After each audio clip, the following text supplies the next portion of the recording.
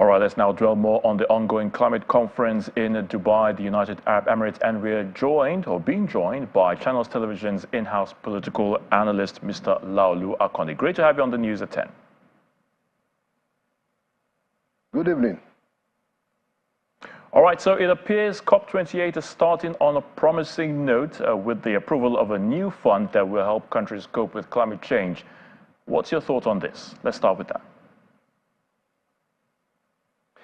Yeah, well, I guess there is a bit of excitement that we attend that news, considering the fact that UAE took a very formidable lead to announce $100 million, Germany about the same figure, European Union about $245 million. But I don't expect the excitement to go very far when you remember that since the Paris Agreement, the commitment that developed nations actually made in terms of climate change adaptation funding is actually 100 billion annually, okay? And that was made about 12 to 14 years ago. The commitment was to put on the table for developing countries $100 billion annually.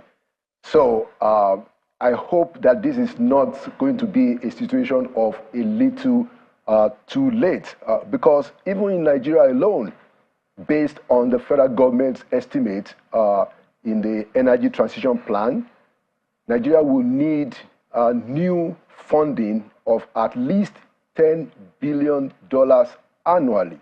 That's just in Nigeria. You know, so yes, it is. It's a good way to start a conference.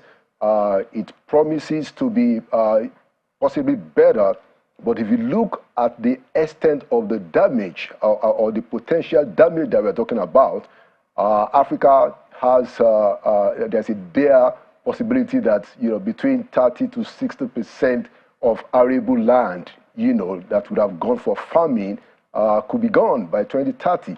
So these are very serious challenges, especially in Africa. And the developed world, the rich nations, they have to do much better than this. All right, so President Bola Tinubu is expected to present his statement tomorrow. But before then, in your view, how prepared do you think is Nigeria on the issue of net zero emissions target and the global energy transition that will, of course, facilitate that target? Yeah, thank you for that question. So Nigeria actually is one of the first countries in the continent to develop an energy transition program. Maybe it's important to just clear the air and say that, look, so there is a climate change crisis, and even though Africa generally has a share of about 4% of the CO2 emissions globally, just about 4%. The developed world have about 44%. But the danger, the potential damage is actually coming at a faster rate in Africa. For instance, if you look at it very well, even Lake Chad is already shrinking. And the African Development Bank even said that if care is not taken, that African economies will slow down between 5 to 15%, if we don't do what we needed to do. So Nigeria, I think a couple years back, actually developed the energy transition program to take us from where we are now to a situation where we have net zero. Now, the world said 2050, but I think it was President Buhari that said Nigeria will need a little bit more time, so that Nigeria is going to get there in 2060. And I think he announced that a couple years back at the UN. So Nigeria does have a fair understanding of what has to happen.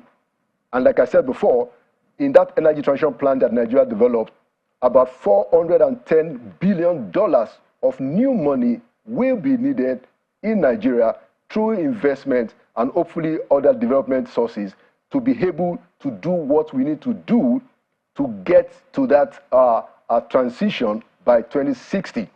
But one important point is that while we are dealing with their problems of climate change, like I said, Lake Chad is shrinking, We might lose arable land because of flooding and other problems. We also have the greater challenge, in my view, or equally important challenge of poverty. For instance, in the whole of Africa, we still have about 8 out of 10 Africans have no electricity. In Nigeria, you're talking of scores of millions of our people. So there's a serious energy poverty. You know, and of course, we also know about the multidimensional problem of poverty in the country. So we will need to be able to use gas, you know, much longer than the transition, the global transition is seeming to agree. Well, definitely they have to leave it at that. We'll have to leave it at that. We really don't have much time. Mr. Laolu Akoni, Channels Television's analyst, a political analyst, thank you so much for your thoughts indeed. Thank you very much.